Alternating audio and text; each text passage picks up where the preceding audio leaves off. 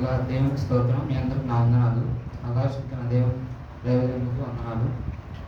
నా సాక్ష్యం ఏంటంటే, లాస్ట్ వీక్ యాక్చువల్గా నాకు కొంచెం హెల్త్ బాగోలేకపోవడం వల్ల నేను ఊరు వెళ్దామని అక్కడ చూపించుకున్నామని ఇక్కడ చూపించుకున్నాను. కానీ ఎక్కువ కాస్ట్ అడిగారు. హెల్త్ ఇష్యూ కూడా బాగా ఎక్కువైంది. అయితే నేను ఇంకా ఇంటికి వెళ్దాము, ఇక్కడ ఎక్కువ అని చెప్పి లీవ్ అడిగితే సార్ ఇవ్వలేదు. తర్వాత ఒక 20 days తర్వాత మా అన్న మ్యారేజ్ ఉంది. సో ఇంకా అప్పుడు వెళ్ళి చూపించుకుందామని చెప్పి ఆ 20 days అట్లానే బాధపడుతూ ఇక్కడే ఉన్నాను. తర్వాత ఇంకా ఊరు వెళ్ళాను, మ్యారేజ్ అయిపోయింది, బాగా జరిగింది. ఆ తర్వాత రోజు ఏం జరిగిందంటే, యాక్చువల్గా నా హెల్త్ ఇష్యూ ఏంటంటే టీత్ పెయిన్.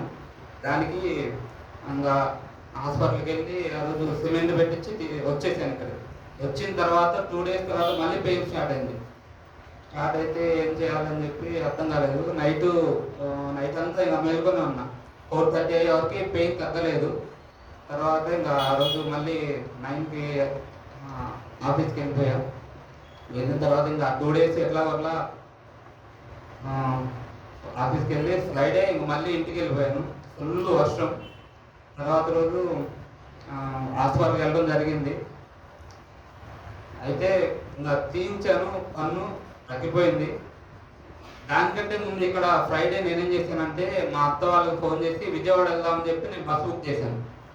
విజయవాడ వెళ్దామని బస్సు బుక్ చేస్తే అది బస్సు అమౌంట్ కట్ అయింది, కానీ టికెట్ క్యాన్సిల్ అయిపోయింది. నాకు పెండింగ్లో పడిపోయింది. నేను వెంటనే కస్టమర్ కేర్ కాల్ చేస్తే వాళ్ళు మీ టికెట్ బుక్ అవ్వలేదు, కన్ఫర్మ్ అవ్వలేదు, పెండింగ్లో పడిపోయింది, అమౌంట్ మీకు రీఫండ్ వస్తాయని చెప్పారు.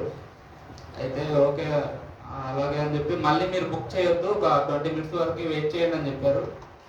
సరే అని చెప్పి నేను బుక్ చేయలేదు. మళ్ళీ వెంటనే బుక్ చేద్దామంటే నా ఫోన్లో ఛార్జింగ్ అయిపోయింది.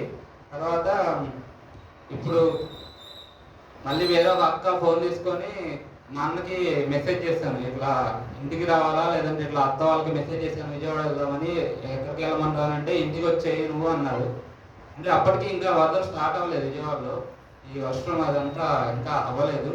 ఫ్రైడే సాటర్డే నుంచి స్టార్ట్ అయింది. ఒకవేళ నేను ఆ రోజు కనుక ఫ్రైడే నాకు ఆ టికెట్ బుక్ కన్ఫర్మ్ అయిపోతే నేను విజయవాడ వెళ్ళుంటే నా సిచ్యువేషన్ ఇంకా ఆ వరదల్లో ఉండిపోవాల్సి ఉండేది. దేవుడు నన్ను తప్పించాడు ఆ సిచ్యువేషన్ నుంచి. అందుని బట్టి దేవాదేవునికి వందనాలు. చిన్న సాక్ష్యం దేవుడు చేయించున్నాను.